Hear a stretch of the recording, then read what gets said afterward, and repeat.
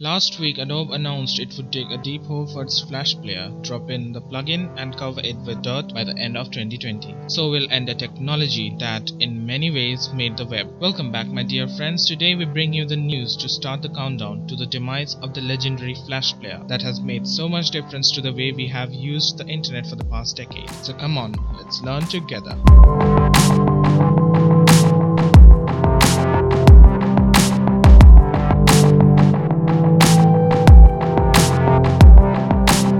We will stop updating and distributing the Flash Player at the end of 2020, Adobe said in a post to its primary blog. The long lead team the company contended will give content makers time to complete the transition to web standards like HTML5 and WebGL. The end of the line date is farther to the right on the timeline than one expert expected. Nearly 6 years ago, just after Adobe declared that it was halting Flash Player development for mobile browsers, Al Hilva for Gartner predicted that Flash would continue until 2014 or 2015, depending on how Windows 8 takes off and how touch-based interfaces compete against traditional desktop interfaces. But the end will come, or as Hilva put it in 2011, nothing lives forever. Because browsers have been the primary delivery vehicle for Flash content, how they handle the plugin's demise will be important to users and content creators alike. Each of the top 4 browser makers, Apple, Google, Microsoft and Mozilla, have explained how they are going to sunset Flash. How will Microsoft dead end Flash in Edge and Internet Explorer? Redmond plans a 4-step death for Adobe's once a kingpin technology. Continuing through the rest of this year and into 2018, Edge will ask permission to run Flash for most sites. The first time the website is visited, the click to run functionality only made into Edge in March, when Microsoft launched Windows 10's 1703 Creators Update. Internet Explorer will allow Flash in all circumstances, as it does now, with no limitation. In mid to late 2018, Edge will be updated so that it requires users' authorization for each Flash session. At the mid to late 2019 mark, both Edge and IE will default to a disabled Flash state. Users will have to manually re-enable Flash in both to view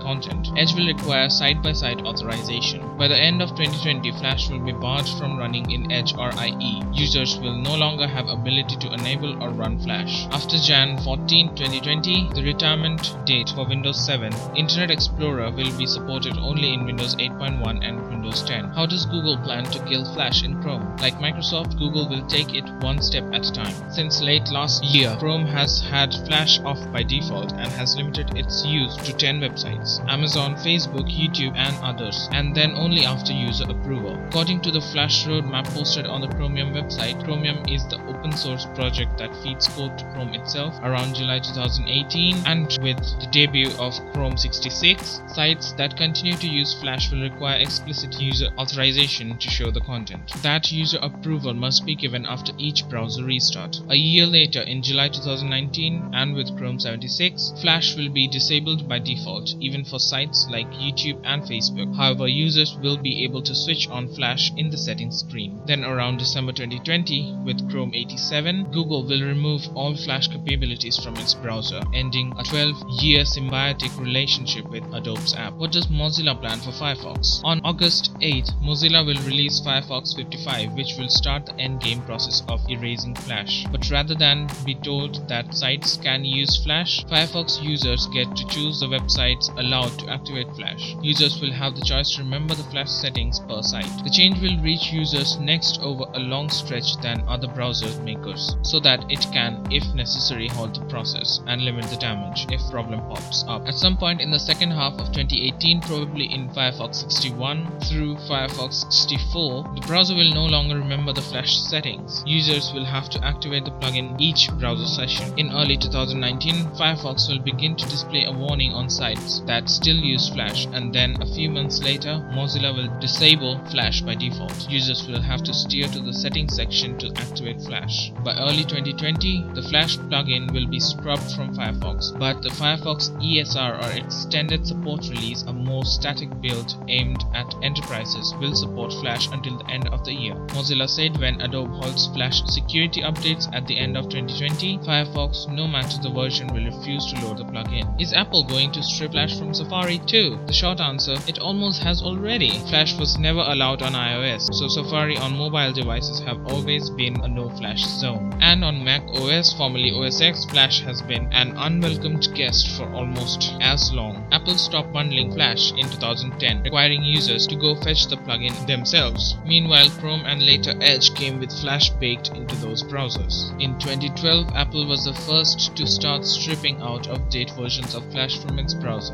A year later, it was the first to save notebook battery use by freezing Flash content on web pages until a user clicked to activate. And in 2016, it was the first to disable Flash plugin by default. But Apple, or more accurately, the open source WebKit, the project that pushes code to Safari, had little to say when Adobe announced the 2020 retirement of Flash. Apple is working with Adobe, industry partners and developers to complete this transition. Neither WebKit or Apple has published a roadmap to show the milestones towards total Flash annihilation. Apple doesn't do roadmaps. So that's it for how Flash will be slowly poisoned to perish to history. We hope you liked the details, and if you really did, please leave us a like down below. Once again, a million thanks to our subscribers for their support, and if you aren't a part of the family yet, come join us by clicking the subscribe button below. And until next time, stay fascinated.